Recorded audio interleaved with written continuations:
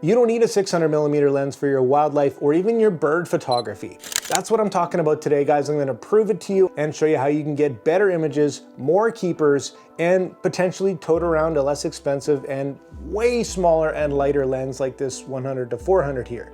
If that's too big, we've even got stuff like the 50 to 400 here. There are options. So guys, I'd argue that you're missing out on shots, getting less keepers than you should because you're obsessed with image quality and the need to be out as far as you possibly can. You might be having a 600mm lens on your camera, you might be using teleconverters and crop mode to get 2000mm plus or something crazy, but the reality is you're probably missing out on a ton of shots, and that's just the cold, hard truth, guys. Firstly, who the heck am I to have any opinion on this, guys? Well, I'm not just a YouTuber that reviews lenses. I am an internationally award-winning photographer. I'm a professionally accredited judge, and I've even been on Team Canada's World Photographic Cup 2 times. So I know a few things about photography, and I've had a lot of time to do a lot of trial and error, so I know what to do and what definitely not to do. I'm gonna share a little bit of that with you today. I'm gonna kind of challenge your mind and your thinking on some lens choices, and even maybe convince you that some of the shots that you thought were goners are actually really, really great images. So let's first jump into a quick story. Back when I first got into photography, I wanted to shoot birds, and I bought a 150 to 600, a big, huge, beautiful telephoto lens, and it was massive, and it sucked to carry around, but man, I was getting out there and I was getting really close. It was so awesome to be able to zoom into 600 and get nice and close to the birds, even though I couldn't. But what I didn't know was that I was missing out on some incredible shots, incredible action, all because I wanted to get up close with the best possible quality, with the lowest possible ISO, and it probably cost me some pretty great shots thinking about it. One day I was shooting hummingbirds, and man, if you ever shot these guys or any little bird, they're insanely fast, and if you're zoomed out to 600 or more, you know that it's gonna be really, really hard to keep those guys in the frame. User error is the biggest concern here because our cameras these days are just incredible. The autofocus can probably keep up, but you probably can't. Hummingbirds especially are insanely fast, and if you're zoomed all the way in there to try and get the perfect quality, the lowest ISO like I was, you are missing out. So that's exactly what was happening. I saw this photographer one day and he looked like he was having some great luck, and I really wasn't. And he said, "Hey, do you want to check out some of my photos?" I said, "Absolutely." And I looked at them and I was blown away. I said, "How did you do this?" He said, "Well, don't zoom in so much, crop in later." And for me, that was kind of a double-edged sword because first of all, doing that, I was able to get the shot a lot easier and a lot more of the time, but I had to sacrifice that image quality because I had to crop in.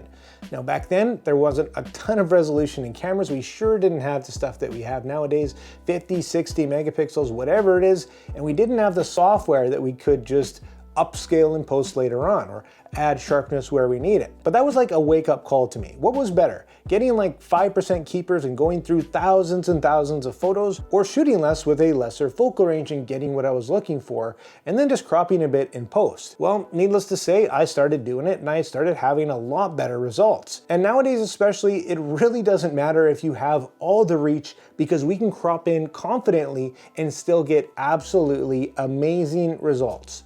I did say there was some caveats, of course, if you're not most professional looking for the best quality image out of something that you've been sitting there for a month trying to get. Well, yeah, maybe if you've put the time in and you've planned and you've trained, that might be a requirement of your particular shot. Or if you're on safari or something, or if you're around maybe dangerous animals that you can't get close to and you want to have that once in a lifetime shot, well, yeah, you might want to take the biggest lens possible. But again, I'd argue that it's just a big, huge, expensive burden. It's heavy, it's hard on your body, on your back and stuff, and if it was up to me, I would probably rather take something smaller.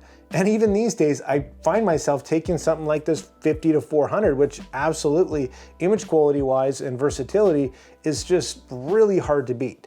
So I digress. Let's get back to the focal length. Now zooming out just a little bit, you're gonna get more keepers, guaranteed, and I'm gonna prove to you that the degradation of image quality that you get from cropping in is negligible at this point. And maybe not if you're cropping in, 1,000 times or something silly, but if it's reasonable, this could be a major game changer in your photography overall. So as promised, here's a little experiment to show you the difference of the same image just cropped in and show you exactly what the differences are here. We can see this is our original image here. Here's our resolution, and over here is our cropped image, so far less resolution here. But just for the sake of this, make sure your resolution on YouTube is actually pumped up to as high as you can watch, and tell me the differences that you see between these two images, because that resolution is quite substantial. So you might notice a little bit here and there, but let's really zoom in. Let's just pixel peep here and just kind of get crazy for a minute. Now, this really isn't going to matter for the most part. If you're just going to be posting on social media with compression and whatnot, it's not a big deal. But let's actually zoom in and compare the detail loss, if any, between these two images. This one with about half the resolution. So for me, there's definitely some more noticeable noise here. This one's a little bit cleaner, but the details are going to be pretty comparable. This one handles the shadows a little bit better, but definitely not a deal breaker or a game changer by any means. And the resolution, again, is pretty significant difference here. So again, let's zoom out, and I wanted to show you guys just throwing this image here through Topaz Labs, which is just an option for post-processing. This took about 3 seconds flat. All I've done here is upscale it about 1.6 times. The resolution is actually still smaller than the original file, as we can see here, but let's zoom in and have a look at the differences in the quality. I did throw a little bit of noise reduction and just the upscale. That's all I've done. And again, it took about 5 seconds to do the entire thing. So let's once again zoom in and see if we can see some of the differences here in our image. We're gonna zoom in just a little bit more here to be fair. And so you can see just how much of a difference a little bit of post-processing makes. This is just incredible how much detail it's brought back here.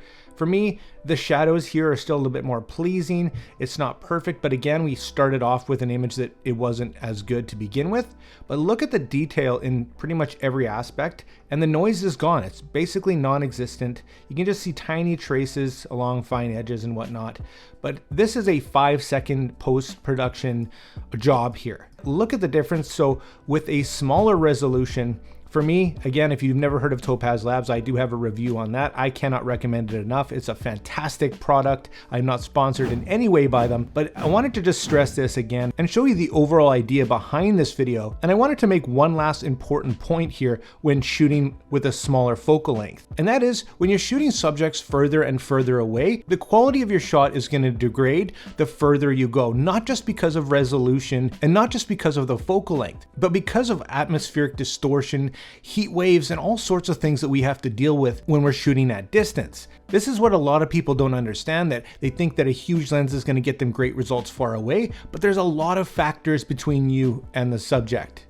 So I hope that makes sense, and if you are within a reasonable distance, these are basically the results that you can expect to get. So there you have it, guys. There's proof that you don't need a big 600mm lens for your wildlife and bird photography. Now, lenses, of course, are just different tools for different jobs, and if you do have a 100 to 400 and a 200 to 600 man and you got the money, well, I can't really blame you. I probably would too if I had $1 million. Anyways, guys, thanks so much for watching the video. Make sure you drop all your questions and your comments down below, and like always, make mistakes, be yourself, and get out there and take some more pictures. See you next time.